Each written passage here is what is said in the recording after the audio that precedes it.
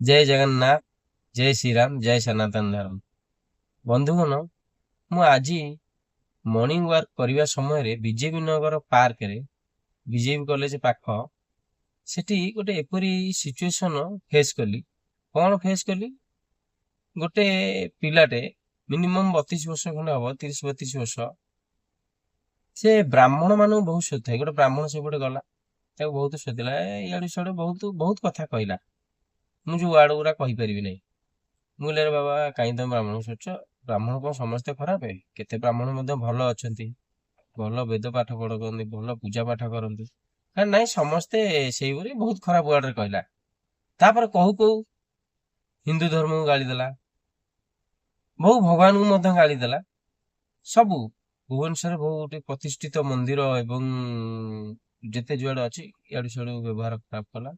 ମୁଁ ଦେଖିଲି ପିଲାଟି ହେତୁବାଦୀ ହେଇଥିବ, ନଚେତେ ଖ୍ରୀଷ୍ଟିଆନ ହେଇଥାଇପାରେ, ଧର୍ମ ପରିବର୍ତ୍ତନ କରିଦେଇଥାଇପାରେ।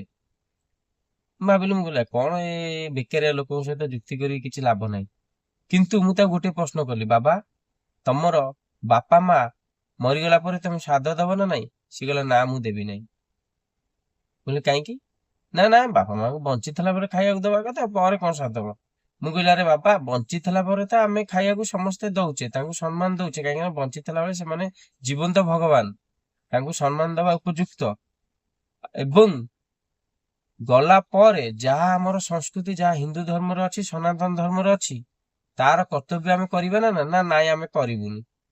ତ ମୁଁ ସେ ପିଲାକୁ ପଚାରିଲି ଯେ, ତୁ ଏବେ ବଞ୍ଚିଥିଲା ବେଳେ ଖାଇବାକୁ ଦଉଛୁ ନା ନାଇଁ, ସେଇଟା ବି ଗ୍ୟାରେଣ୍ଟି ନଥିବ। କାରଣ ଯିଏ ସଂସ୍କାର ଶିଖିନି, ଯୋଉ ପରିବାରରେ ସଂସ୍କାର ଶିଖେଇ ନାହାନ୍ତି, ସିଏ ବଞ୍ଚିଥିଲା ବେଳେ କେବେ ସମ୍ମାନ ଦଉନି। ଯେ ସନାତନ ଧର୍ମକୁ ମାନୁନି, ଯୋଉ ଅଧର୍ମୀ, ସିଏ କେବେ ତା ବାପା ମାକୁ ସେବା କରୁଥିବ ବୋଲି ମତେ କାହିଁ ଲାଗୁନି।